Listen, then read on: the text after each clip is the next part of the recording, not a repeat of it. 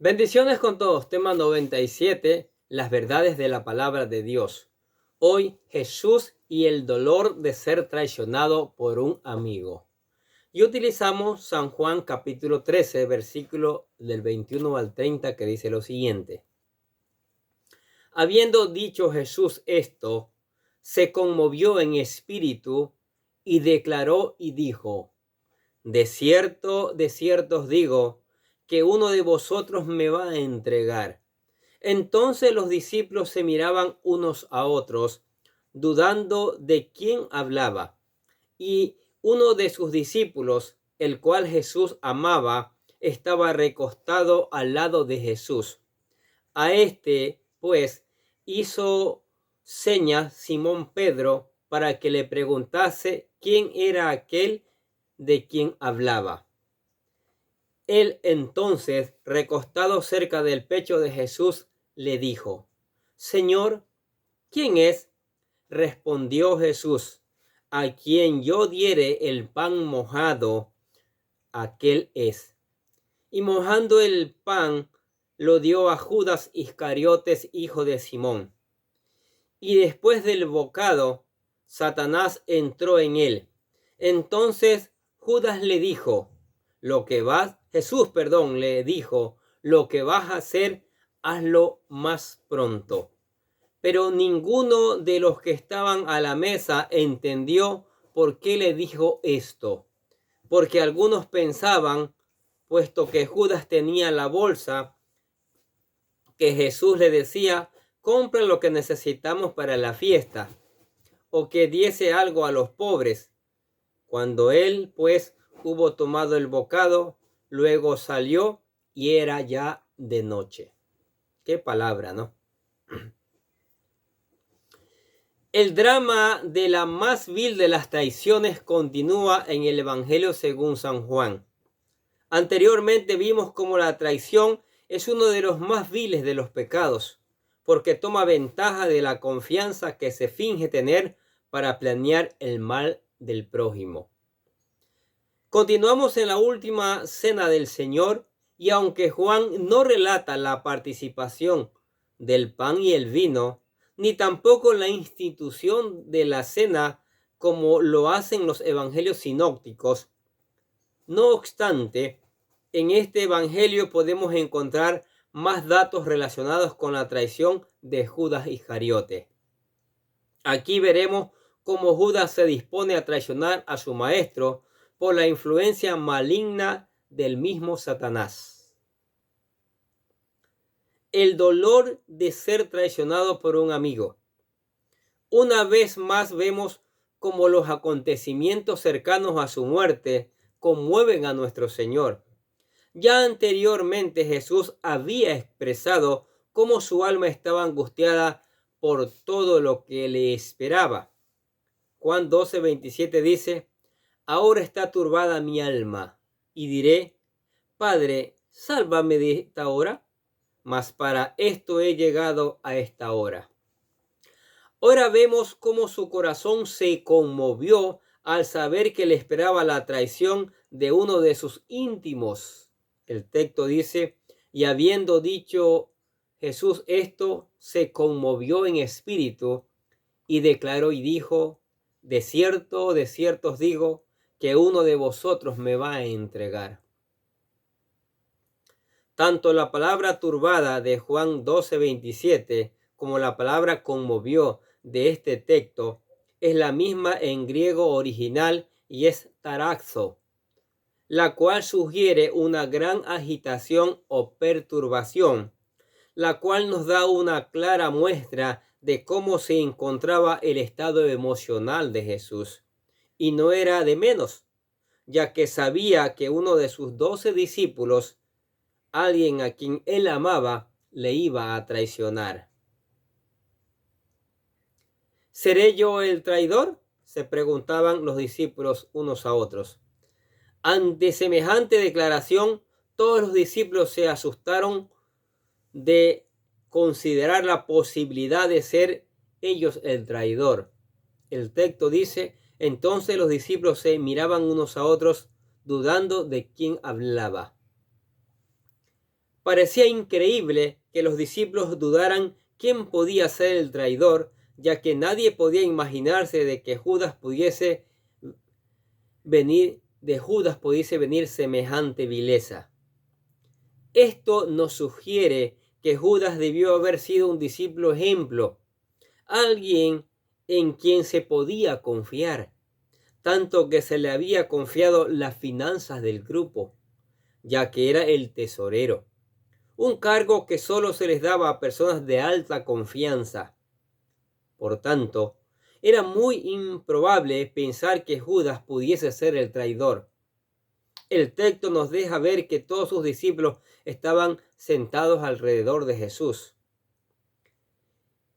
En el Medio Oriente antiguo, las mesas eran muy diferentes a las que hoy conocemos, ya que no eran tan altas. La mesa era un bloque sólido, bajo, con una especie de sofás alrededor, y las personas prácticamente se sentaban a la altura del suelo, y a la altura de las mesas estaban diseñadas para que no sobrepasara los codos de los que se sentaban alrededor de ella. Una persona se sentaba de tal forma que con su codo izquierdo se reclinaba sobre la mesa de tal forma que su mano derecha quedaba libre, y con ella tomaban los alimentos de la mesa. Al colocarse de esta forma, la cabeza de uno quedaba prácticamente reclinada sobre el pecho de la otra, creándose un ambiente de mucha comunión y confianza. Por todo esto, no es muy difícil entender por qué uno de sus discípulos tenía su cabeza recostada al lado de Jesús. El texto dice, y uno de sus discípulos, el cual Jesús amaba, estaba recostado al lado de Jesús. Mucho se ha comentado acerca de quién era este discípulo o a quién Jesús amaba.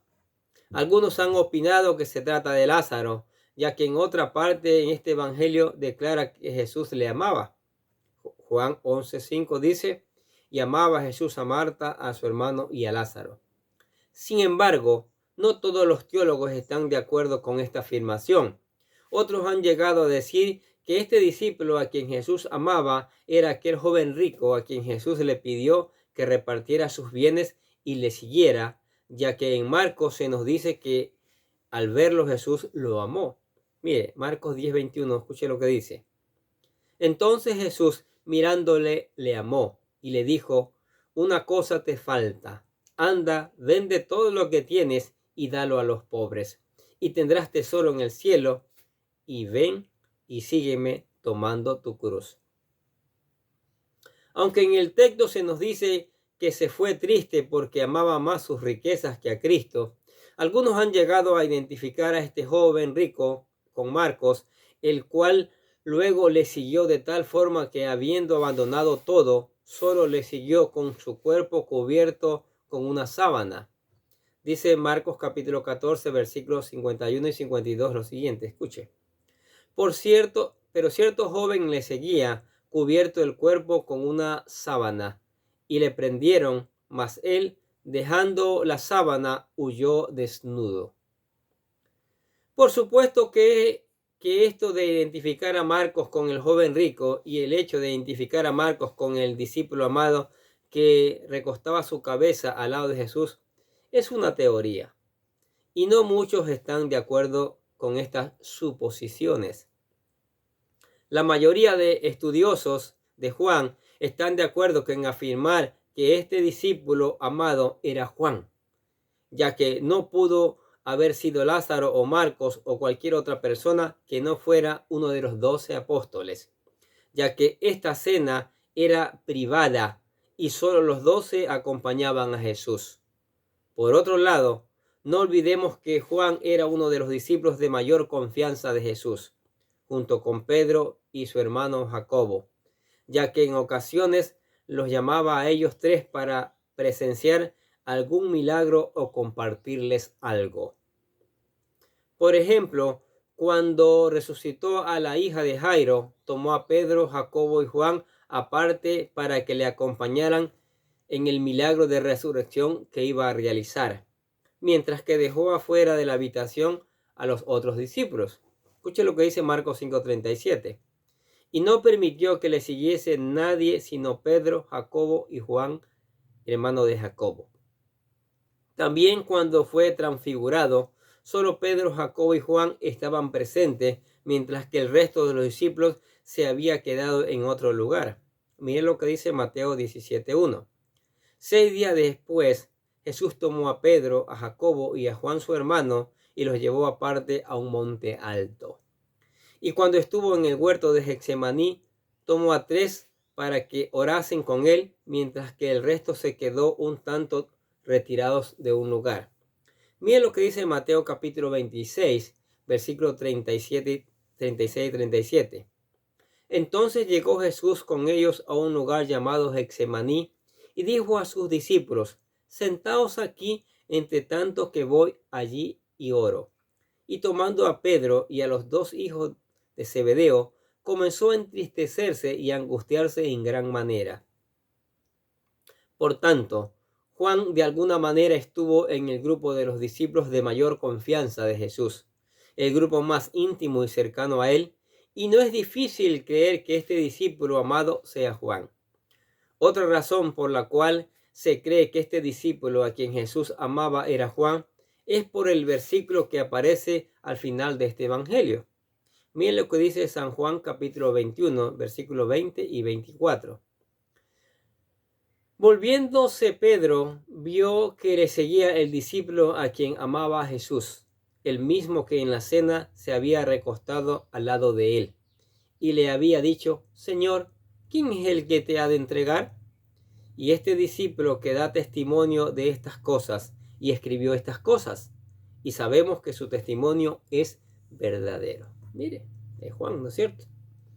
Este evangelio ha sido atribuido a Juan como su autor, por lo que la mayoría apoya el hecho de que Juan era aquel discípulo a quien Jesús amaba y tenía su cabeza recostada a su lado. Fue a este a quien Pedro hizo señales para que le preguntase al Señor quién era. Mire lo que dice el texto. A este pues hizo señas Simón Pedro para que preguntase quién era aquel de que hablaba. Entonces, recostando cercado del pecho de Jesús, le dijo: Señor, ¿quién es? Nadie podía imaginarse que Judas era aquel traidor. Es más, dudaban más de ellos mismos que de Judas. Generalmente, los traidores suelen ser personas en las que se confía mucho. Personas que fingen ser grandes amigos y de buena reputación. Pero por eso este pecado es uno de los más viles, porque combina todos los peores carencias de la lealtad, como la hipocresía, la deslealtad, la falta de amor, el interés propio, entre otras. Ahora Satanás entra en Judas. Aquí vemos quizás una de las más horrendas y trágicas cosas que pueden pasar en la vida de una persona. Satanás entró en el corazón de un hombre. Jesús le respondió a Juan diciendo: a quien yo diere el pan mojado, aquel es. Y mojando el pan lo dio a Judas Iscariote, hijo de Simón, y después del bocado Satanás entró en él. Es interesante ver que para que esto pasara, Judas tuvo que haber estado sentado a la par de Jesús. Si Juan estaba a la derecha para que éste se recostara a él, Judas estaba a su izquierda para que se recostara Jesús sobre él, lo cual era un símbolo de la enorme confianza y amistad que se visualizaba entre ambos. Por ello, los demás discípulos nunca se imaginaron que la traición pudiese venir de él. Para este momento ya había influenciado al mismo Judas, y muchos afirman que se encontraba totalmente poseído, no por un demonio, sino por el mismo príncipe de las tinieblas. Por Mateo sabemos, antes de esta cena, Judas ya había planeado entregar a su maestro a sus enemigos por 30 piezas de plata. Sí, mire lo que dice Mateo 26, versículo 14 al 15. Entonces uno de los 12, que se llamaba Judas Iscariote, fue a los principales sacerdotes y les dijo: ¿qué me queréis dar? Y yo lo entregaré. Y ellos le asignaron 30 piezas de plata. Y desde entonces buscaba oportunidad para entregarle. Jesús sabía muy bien lo que Judas había hecho y por eso le dijo: lo que vas a hacer, hazlo pronto. Aún así, los otros 11 discípulos no entendieron lo que estaba pasando, ya que ninguno se imaginaba que Judas pudiese hacer tal cosa. El momento de la traición se acerca. Satanás había entrado en el corazón de uno de sus discípulos y la noche en la que iba a ser entregado en manos de sus enemigos se aproximaba. De esta forma, Judas se dirigió a traicionar a su propio maestro. Nunca guardó su corazón de toda maldad y consagró para vivir para Dios. Al final permitió que la codicia lo dominara y allí fue donde el diablo entró en él para empujarlo al acto de la traición al Hijo de Dios. No cabe duda de que la traición de Judas es una de las más viles, pero nosotros también debemos cuidarnos de no traicionar a nuestro Señor. Dios espera de nosotros tal fidelidad y por ello cada día debemos esforzarnos no por traicionar esta bendita gracia que nos ha sido concedida. Al contrario, guardemos nuestro corazón de cualquier clase de pecado, porque esa puede ser la puerta por donde el diablo puede entrar. Miren lo que dice Proverbios 4:23. Sobre toda cosa guardada, guarda tu corazón, porque de él mana la vida. ¿Qué les parece esta verdad en la palabra de Dios? Jesús, de entre sus 12 discípulos íntimos que los amaba, uno le traicionó, este es Judas Iscariote. Como hemos dicho antes, ¿cuánta traición hay en el ser humano hoy en día? ¿Sí? Nos traicionamos los unos a los otros por cualquier cosa, por codicia o por qué sé yo. Pero traicionar al Hijo de Dios, al que entregó su vida, al que derramó su sangre para redimirnos, eso es algo muy grave, ¿sí? Y si tal vez es su caso por ignorancia o a sabiendas ha traicionado al Señor Jesucristo, le animamos a que pida perdón a Él. Y Él le recibe el perdón. Y Él le va a ayudar a levantarse, porque Él no tiene, Él quiere eso, por eso Él murió. Y para que usted se convierta en un verdadero hijo de Dios, le presentamos la oración de fe que pedimos que le haga con todo su corazón para que se convierta en un verdadero hijo de Dios. La oración dice: querido Dios, sé que soy un pecador y que nada de lo que hago puede hacerme ganar el cielo o la vida eterna. Creo que Jesucristo murió por mí derramando su sangre para lavar todos mis pecados para ser redimido, y que se levantó de la tumba al tercer día. Ahora mismo lo recibo como mi Salvador personal, confiando solamente en Él como mi único camino al cielo. Señor Jesús, séllame con tu Espíritu Santo y escribe mi nombre en el libro de la vida. Y decimos gracias, amado Padre Celestial, por regalarme la vida eterna. Amén. Se convirtió en un hijo de Dios maravilloso. Ahora lea la palabra, estúdiela y busque obedecerla. Ore en cada momento, en cada circunstancia, cante alabanzas y venga a la iglesia para que siga aprendiendo. Amén. Oremos. Padre, te damos gracias por tu palabra que cada día nos enseña. Cada día aprendemos cosas nuevas que tienes para nuestras vidas, Señor. Cada día nos da lecciones importantes, Señor. Y pedimos que estas lecciones importantes con tu Espíritu Santo puedan germinar en cada uno de nosotros. Oramos dándote gracias por tu amor, por tu misericordia y por tus bendiciones. Oramos por la iglesia y la familia, dos instituciones maravillosas que tú has creado, Señor, que pedimos que la unjas con el poder de tu Espíritu Santo. Y tu Espíritu Santo la lleve a obedecer tu palabra, a ponerla en práctica y a predicarla también, tanto iglesia como familia, Señor. También te damos gracias por los amigos, por los vecinos, por los amigos, por todos los que escuchan la palabra de Dios cada día. Que haya un despertar, que haya cosecha con el poder de tu Espíritu Santo, Señor. Y por eso te alabamos en el nombre del Señor Jesucristo. Amén. Y los bendecimos a ustedes que escuchan cada día la palabra de Dios. Sigamos escuchando, sigamos aprendiendo, sigamos reenviando para que otros conozcan estas maravillosas verdades. Y nosotros desde acá les deseamos que tengan un día, pero lleno de bendiciones.